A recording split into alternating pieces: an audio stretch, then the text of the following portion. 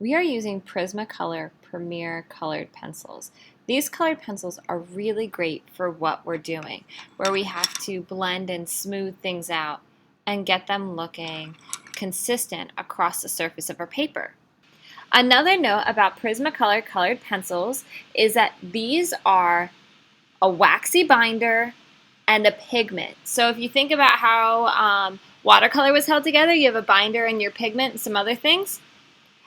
Prismacolor are your waxy binder and a pigment, which means that they break really easily. If you drop these, if you drum with them, if you throw them across the room, they're going to snap on the inside.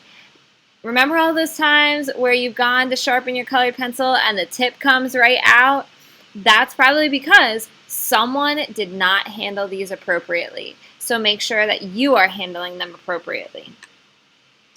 Also, on that note, your Prismacolor are totally different than your Crayola and Rose Art colored pencils because the Rose Art and the Crayola have a filler in them to make them harder, stronger, which means that they won't break as easy, but they also don't blend as easy.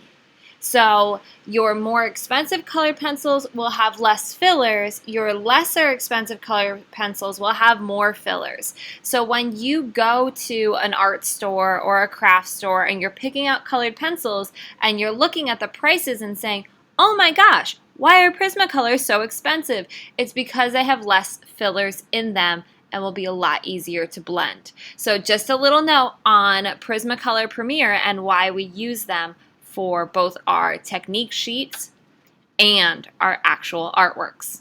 So when you're working with your colored pencils, just to test them out, take your pencil and in any space, just make a little kind of swatch of that color.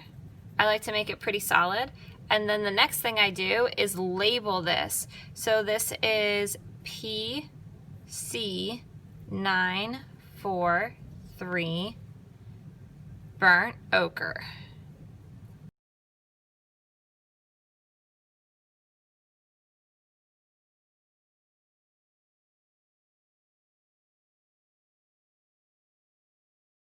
Three colors that I'm working with.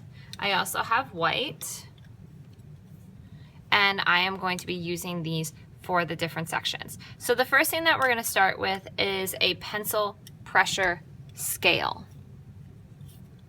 And when you do a pencil pressure scale, it really is about pushing down harder as you go over and creating a more solid layer of colored pencil as you move to the right.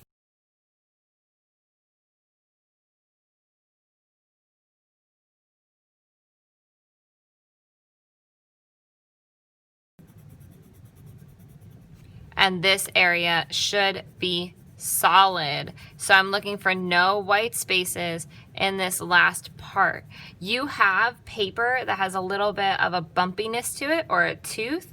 So colored pencil really grabs well to this colored or this paper, but it also leaves a little bit of a roughness to it. That roughness that you see in this area over here, that is okay for when you are trying to blend your colors.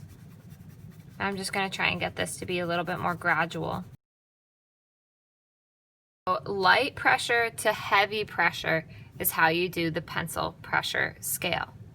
Now let's work on the gradient scale for tint. Tint is a color and white. So I'm going to use my dark brown just so that you can see how I'm going to utilize this pencil pressure scale to help me create a gradient scale. This whole thing is going to be nice and smooth. So I'm going to start just like I have over here, a really heavy section with a lot of pressure on my pencil. You don't want to put too much pressure on your pencil that you break the tip. So you can build up this colored pencil by layering it. So this section is too light, so I'm layering over it with another layer of colored pencil, similar to how we worked with graphite.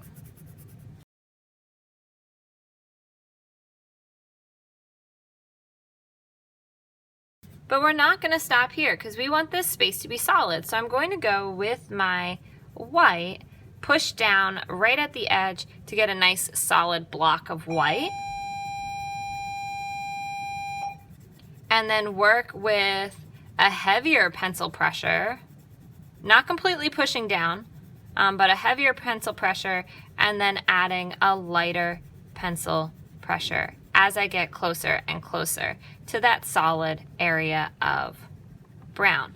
Now I'm going to take my brown and create a light pencil pressure area all the way across. And you can see I'm going horizontal with my linear strokes in my colored pencil, where my white I was using vertical strokes. Super light pencil pressure as I get close to that white area. And now I'm going to take my white and go back over it. And this time I'm going to work in oval strokes. This is going to help blend my colored pencil. This is a medium, a light medium pencil pressure that I'm using here. To build up colored pencil, that's exactly what you're doing. You've got to build up colored pencil. You can't assume that you are going to have your colored pencil correct and blended and the right value right off the bat. You are building up layers. So here I think I'm on my 6th layer. In some of my drawings, I've done like 30 layers in a section. Not saying that you're going to need 30 layers, but in some areas, I've done it.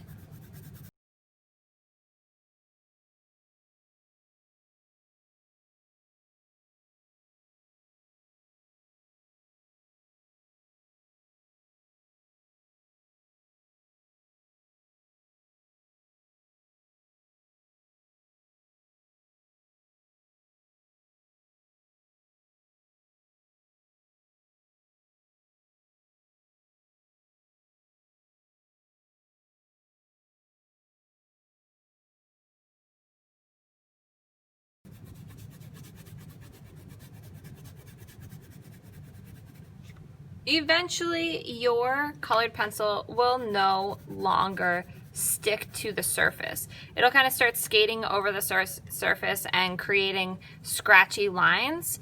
At that point, you will not be able to adjust what you have, but you can see that I've created a gradient scale from dark to white with tint, because tint is a color and white. Now our next gradient scale is shade. So this is a color in black. We did not give you black because you don't always need black. So we're going to use your brown as a black. That'll create the shade for my jade green. So I'm going to start with my jade green. Whenever I'm working with 2 different colors, I am always starting with the lighter color because it's easier to make a color darker than it is to make a color lighter.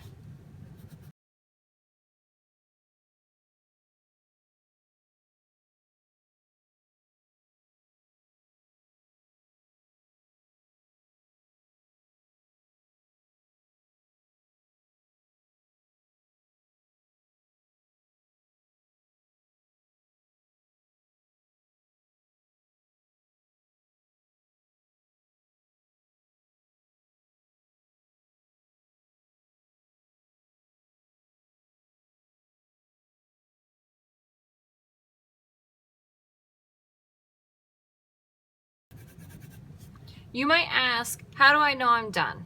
You know you're done when there are minimal to no white spots across the whole surface and it feels waxy and smooth. You don't want to leave anything looking like this. That is not solid colored pencil, and we're going to be looking for solid colored pencil. All right, let's do gradient scale color blend. So your brown, your chocolate brown is in replacing your black. Your white helps create tints. So these are your 2 colors. So your gradient scale color blend is going to be between teal and brown.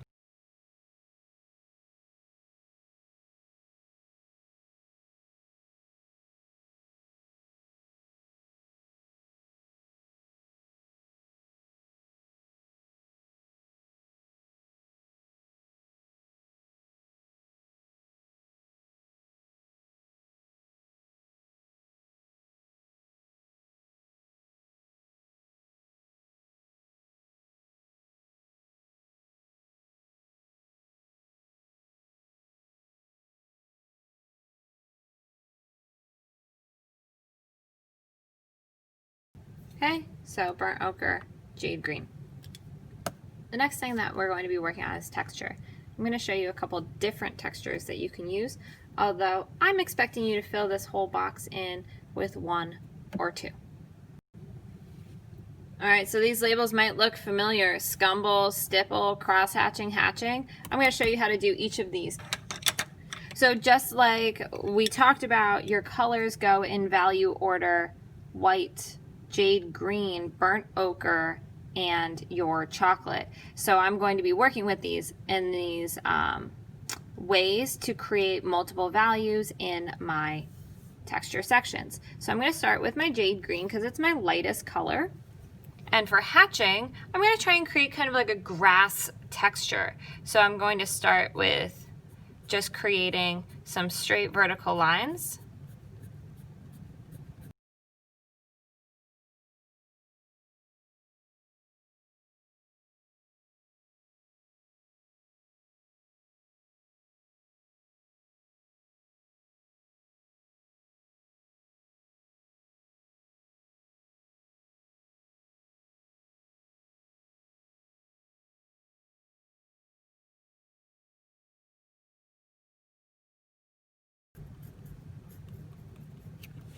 Alright, so since we're thinking about value and texture while we're doing cross-hatching, let's imagine that we need to create a shadow along a curve, and we are going to work with our lighter colored first.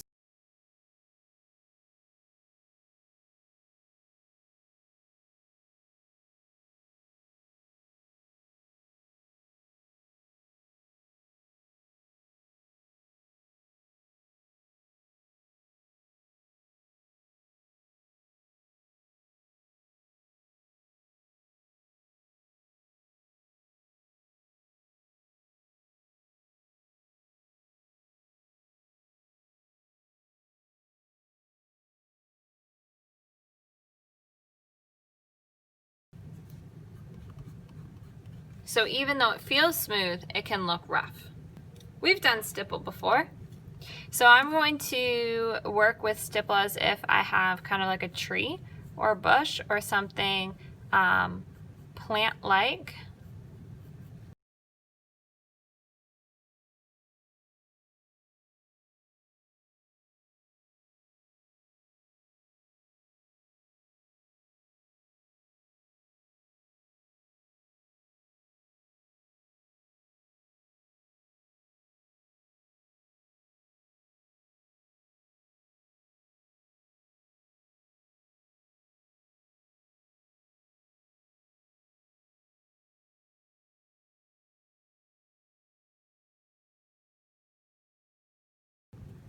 One thing that you can see while I'm doing this, and it's probably easier to see on the darker colors, is I'm not jabbing the paper with my pencil. I'm making tiny little marks.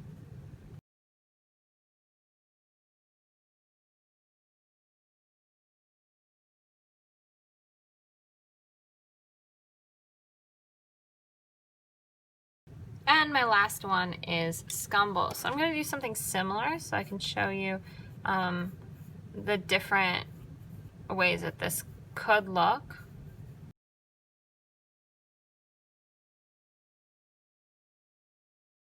Remember, SCUMBLE is a controlled scribble.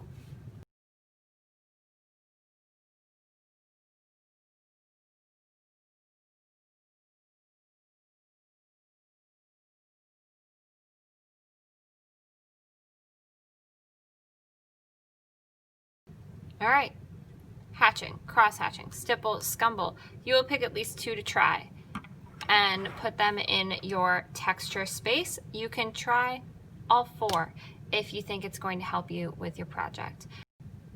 A very important part of creating your sphere is understanding where the highlight comes from and how that sphere needs to be shaded. Now, we've done shaded spheres multiple times, but I just wanted to reiterate the importance of getting the curves of this sphere. So really, this spot right here should be white, and then this spot is going to be a mixture of white and jade green. This will be jade green, which transitions into our burnt ochre, which is a burnt ochre and brown section next, probably the other way around, and then a chocolate section at the bottom. And if you look at the example, there's a slight highlight around the edge. So that can be done in jade green with some white. All right, let's work on the sphere. Start with your highlight and your lightest color, working in curved lines, and then fill in the other valued colors where you want them to go.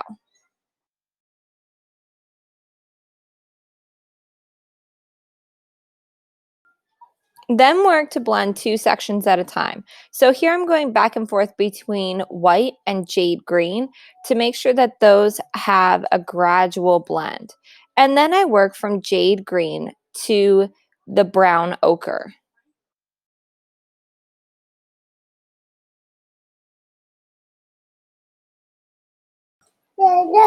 Remember to build up your colored pencil in layers and build it up in consistent layers across the whole surface before you worry about getting it perfectly smooth. You can see here I go back and forth between working in the section for jade green and brown ochre, and then going back to the jade green and white, and now I'm down working in the chocolate and brown ochre sections.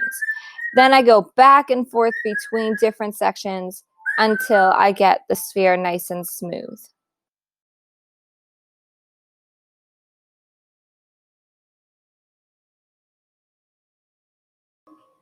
Your next step is the shadow. Sorry, it's kind of off the screen, but I'll move it up in a second.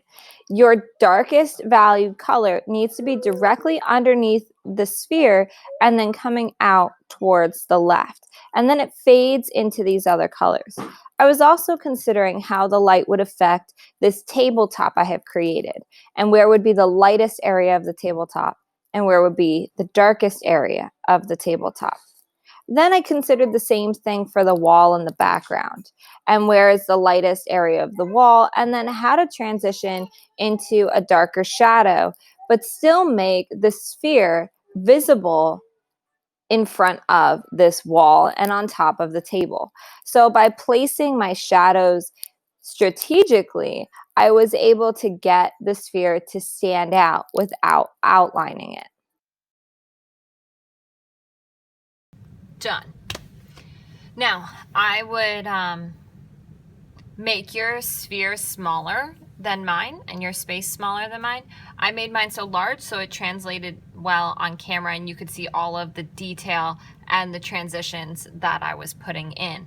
Something that you want to be aware of is like how to create a transition from one object to another object that are similar colors by being smart with your highlights and shadows and making sure that they contrast each other. That way you don't have to outline anything. As you can see, I did not put any outlines on here at all. Outlining makes your image look flat. Do not outline whatever you do. No outlines.